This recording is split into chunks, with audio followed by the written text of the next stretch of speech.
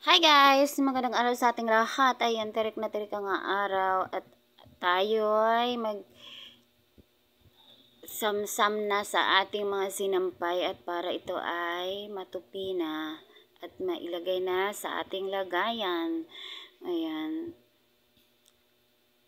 Siyempre, tatanggalin muna natin sa hanger. Ang dami ng aking nalabahan pala. Kasi mahilig ako mag-ipon ng labahin. Ayan. Pasensya na kayo kung medyo blurred kasi against the light yan. Maliwanag yung nagmula doon sa aming maliit na bintana.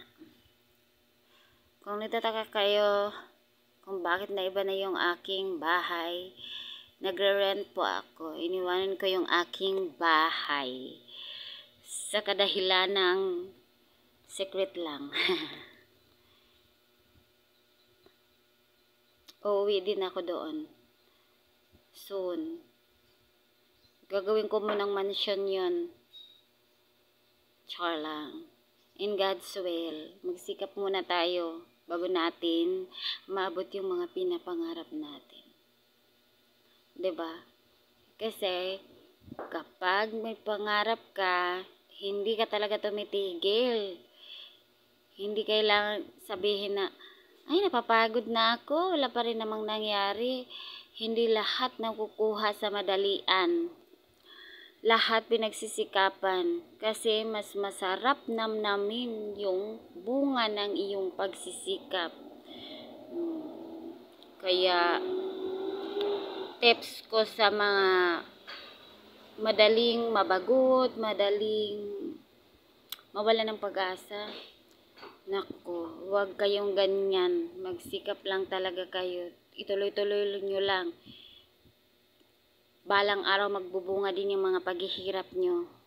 Wala namang taong walang problema. Walang taong walang pinagdadaanan sa buhay. Kaya huwag kang susuko agad-agad. Ipagpatuloy mo lang. Kasi ganun talaga eh. Pag itinigil mo yung nasimulan mo na, paano ka magtatagumpay? 'Di ba? Ayan, kung saan-saan na napupunta yung aking topic.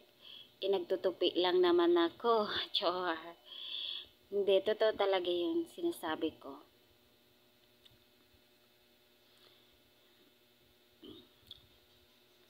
Kaya lahat ng mga nangyayari sa buhay natin ay may dahilan.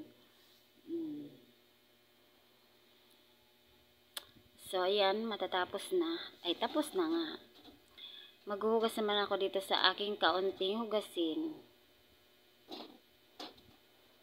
O, diba? Kahit madami tayong problema, abay, mataba pa rin tayo. Kasi, syempre, wag iwanan ang kain. Kain is life. Wag tayong magtipid sa pagkain. Kasi yan lang ang puhunan natin sa mundong ibabaw. Chor, ang daming sinasabi. Mataba lang talaga.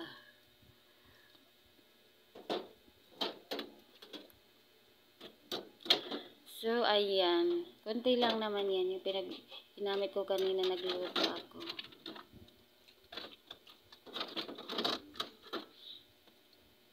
Chan chararan, chan chararan. So, yun lamang po. Maraming salamat.